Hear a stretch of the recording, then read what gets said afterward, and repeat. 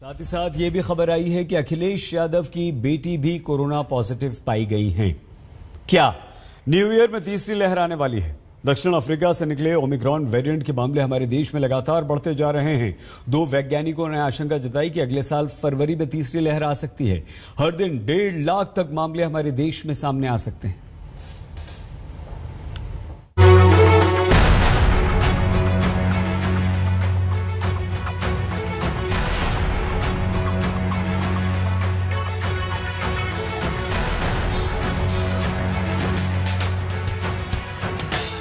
भारत में delta variant की वजह से जो दूसरी लहर आई थी, उसकी तबाही को कोई भूल नहीं सकता। सांसें टूट रही थीं, ऑक्सीजन इमरजेंसी मची थी। अब देश में तीसरी लहर आने की आशंका जताई जा रही है। फरवरी 2022 में आएगी तीसरी लहर। बेतहाशा रफ्तार से फैल रहा ओमिक्रॉन लाएगा थर्ड वेव। रोजाना 1.5 लाख से 1,80,000 तक आ सकते हैं केस। ये चेतावनी IIT कानपुर के मनिंद्र अग्रवाल और सूत्र मॉडल के सह संस्थापक IIT हैदराबाद के M विद्यासागर ने दी है। उनके मुताबिक फरवरी में हालात बिगड़ सकते हैं। You have totally lost any vaccine protection, and the natural immunity due to prior exposure to Delta is eroding very quickly. We foresee a peak of something like 1.5 to 1.8 lakh cases per day happening somewhere towards the end of February. IIT के दोनों ही professor दक्षिण Africa और भारत के हालातों में समानता देखते हैं और इसी आधार पर वो फरवरी में तीसरी लहर की आशंका जता रहे हैं। हालांकि वैज्ञानिक ये भी कह रहे हैं कि अगले ही महीने केस तेजी से कम भी होने लगेंगे। So one good place to make that guess from is South Africa. For 2 reasons. One, the South African population age profile is similar to Indian age profile. And 2, the natural immunity level in South Africa is also similar to what is there in India. So these 2 properties together, I think allow us to make a assumption that what happened in South Africa, something similar is likely to happen in India. And the good news from South Africa is that the cases are already peaking there. And the hospitalization there has been very low. Omicron की रफ्तार देखें तो 2 दिसंबर को देश में इसका पहला case सामने आया था और 20 दिनों में केस 200 के पार कर गया। दिल्ली पहले नंबर पर है तो महाराष्ट्र दूसरे नंबर पर। अब सवाल उठता है कि ओमिक्रॉन के खतरे का इलाज क्या है? पब्लिक हेल्थ एक्सपर्ट और वैक्सीन अवेयरनेस कमेटी के सदस्य doctor Sameer Bhati booster dose दिए जाने की हिमायत कर रहे हैं। वैसे तो ओमिक्रॉन से जुड़े रियल टाइम डेटा और अभी और स्टडीज आना बाकी है, पर हार्वर्ड और MIT की रिसेंट रिसर्च में देखा गया है कि बूस्टर डोज देने से लोगों में अधिक न्यूट्रलाइजिंग एंटीबॉडीज मौजूद रहती है, जिससे अनुमान लगाया जा सकता है कि बूस्टर डोज लेने वाली पॉपुलेशन वायरस से ज्यादा इम्यून होगी और इन्फेक्शंस बढ़ने का रिस्क काफी कम हो जाएगा। इस बीच तीसरी लहर की आशंका को देखते हुए केंद्र सरकार ने राज्यों को अलर्ट कर दिया है। केंद्रीय स्वास्थ्य सचिव राजेश भूषण ने राज्यों को चिट्ठी लिखी है। राज्यों से वॉर रूम सक्रिय करने को कहा गया है। जरूरत पड़े तो राज्य नाइट कर्फ्यू लगाने पर विचार करें। शादी और अंतिम संस्कारों में शामिल लोगों की संख्या नियंत्रित करें। कोरोना की जांच और कंटेनमेंट जोन में निगरानी बढ़ाएं।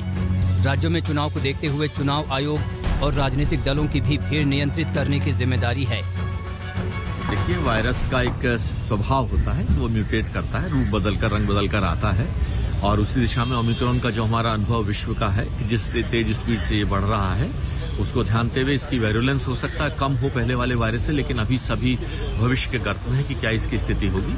मैं सभी लोगों से, चाहे राजनीतिक लोग हों चाहे अन्य लोग हों, इस चीज का ध्यान रखें क्योंकि हम इसको पिछला जो दूसरी लहर का दंश था झेल चुके हैं। हम सभी लोग रैलियों के समय भी और सभी लोगों को भी ध्यान रखें कि ये वायरस का असर दोबारा हमारे देश में ना आए, विश्व में भी ना आए। अफकोर्स दक्षिण अफ्रीका में मामले अब कम हो रहे हैं, मगर ब्रिटेन में ओमिक्रॉन के मामलों की बाढ़ आ गई है। WHO ने आगाह किया है कि कई और देशों में ये नया वेरिएंट तबाही मचा सकता है। दिल्ली में स्नेहा मोरदानी और हिमांशु मिश्रा के साथ आज तक ब्यूरो। हमारे देश में केवल 20 दिनों में ओमिक्रॉन के मामले बढ़ते बढ़ते 220 को पार कर चुके हैं और इस बीच दिल्ली में ओमिक्रॉन का दुबई कनेक्शन सामने आया। मुंबई में 11 साल की बच्ची 6 साल के बच्चे को ओमिक्रॉन कोरोना पॉजिटिव पाया गया।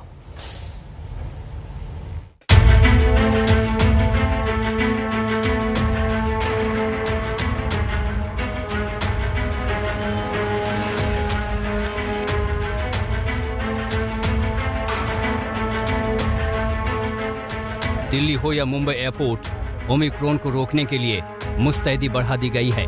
वजह साफ है कि ओमिक्रॉन का पहला मामला दक्षिण अफ्रीका में मिला और अब वो दूसरे देशों के जरिए भारत आ रहा है। दिल्ली की बात करें तो यहाँ ओमिक्रॉन का दुबई कनेक्शन सामने आया है। दिल्ली सरकार ने मरीजों की जो लिस्ट तैयार की है, उनमें से ज्यादातर की ट्रैवल हिस्ट्री दुबई की है। ओमिक्रॉन के कुल 22 दर्ज मामलों में से 19 दूसरे देशों से यात्रा कर दिल्ली पहुंचे थे। उनमें से 10 यात्री दुबई से दिल्ली आए थे, 4 यूके से, 2 दक्षिण अफ्रीका से, 2 तंजानिया से और 1 जिम्बाब्वे से दिल्ली आया था। बाकी के 3 लोगों को संक्रमण विदेश से दिल्ली आने वालों से हुआ। इन्हीं में से एक दिल्ली में रोहिणी के साहिल ठाकुर भी हैं। दिल्ली आने पर साहिल पॉजिटिव पाए गए। जीनोम सीक्वेंसिंग में पता चला कि वो ओमिक्रॉन वेरिएंट से संक्रमित हैं। अब वो बिल्कुल ठीक हैं। सुनिए उनकी लोगों को क्या सलाह है। I am perfectly fit and I was perfectly fit back then also. I think there is nothing to worry about this variant. You should just stay at home if you have caught it unfortunately and follow the government protocols. Dubai समेत दूसरे देशों से दिल्ली आ रहे लोगों को Omicron का infection परेशानी की वजह बन गया है। देश में जब मामले 200 के पार पहुंचे तो दिल्ली के अंतर्राष्ट्रीय हवाई अड्डे पर निगरानी और बढ़ा दी गई। ओमिक्रॉन के तेजी से बढ़ते मामलों को देखते हुए सरकार ने न सिर्फ सावधानियां बरतनी शुरू कर दी हैं, बल्कि साथ ही साथ कड़े कदम भी उठाने शुरू कर दिए हैं। इस वक्त हम लोग मौजूद हैं इंदिरा गांधी इंटरनेशनल एयरपोर्ट पर, जहां पर दुनिया भर से यात्री आते हैं। यहाँ पर जो एट रिस्क कंट्री है उसके लिए अलग से, जो यात्री वहाँ से आ रहे हैं उनके लिए अलग से लेन लगाई गई है, जिसमें लोग स्टाफ तैनात है, सबकी फ्रिस्किंग की जा रही है, जांच की जा रही है और उसके बाद उन्हें आगे जाने दिया जा रहा है। दिल्ली के बाद महाराष्ट्र में ओमिक्रॉन के सबसे ज्यादा मामले हैं। 24 घंटे में 11 नए मामले सामने आए। इनमें से एक 11 महीने की बच्ची और 6 साल का बच्चा भी शामिल है। कुल 65 में से 31 मामले एक्टिव हैं और संक्रमण की रफ्तार को देखते हुए सरकार पूरी तरह सतर्क है। महाराष्ट्र में ओमिक्रॉन वेरिएंट के केसेस बढ़कर 65 हो चुके हैं। ट्यूसडे के दिन में 11 नए केसेस सामने आए हैं। 65 में से 31 केसेस जो हैं वो एक्टिव केसेस हैं। कल जो 11 लोग ओमिक्रॉन के लिए संक्रमित पाए गए, उसमें 11 महीने की बच्ची और 6 साल का लड़का भी शामिल है।